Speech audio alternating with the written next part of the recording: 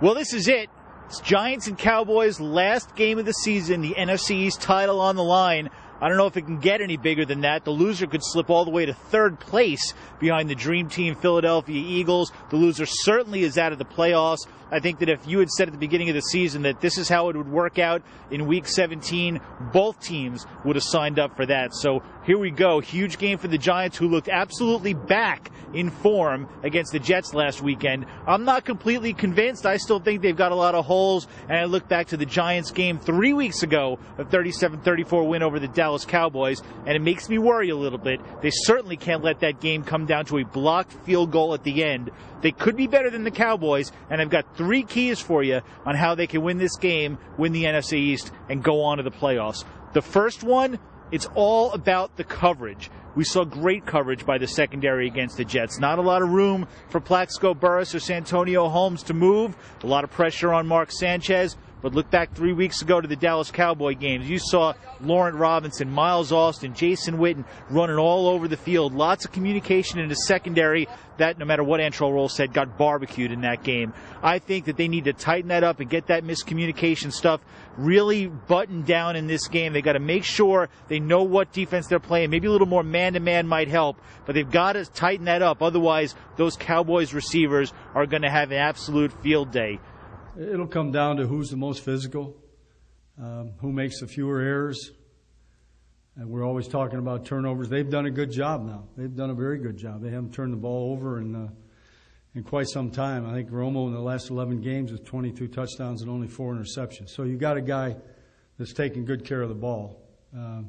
But we're, as they are, always out to create turnovers and give ourselves better field position. Tied into that, the second key of the game, rush the passer relentlessly. We all know that Tony Romo, when pressured, can make mistakes. He hasn't made many. In 7 of his last 8 games, he doesn't have a single interception, but the Giants can change that, especially with his banged-up, swollen hand and the possible return of Osi Umenyiora. That certainly makes the pass rush more dangerous and can make the Giants' defense more dangerous as well. Osi's been in a while, so he knows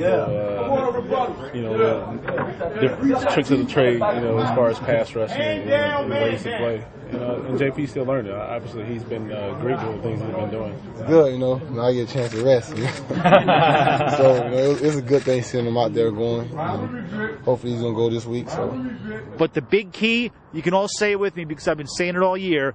Make sure Eli Manning is on his game. Now, this is a little bit of a worry. He was absolutely on his game against the Cowboys, but he wasn't against the Redskins. He wasn't against the Jets. And he goes into this game with a banged-up Hakeem Nicks and a banged-up Mario Manningham. This passing game has to find a way to get on track.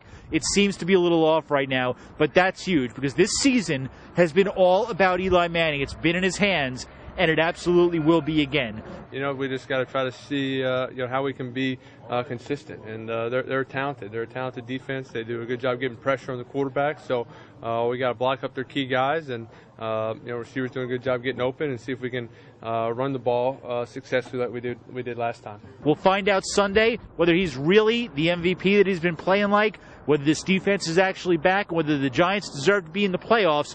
Make sure you keep it tuned right here to the Blue Screen and follow @TheBlueScreen on Twitter for all the big news coming out of this game. And Happy New Year, everybody.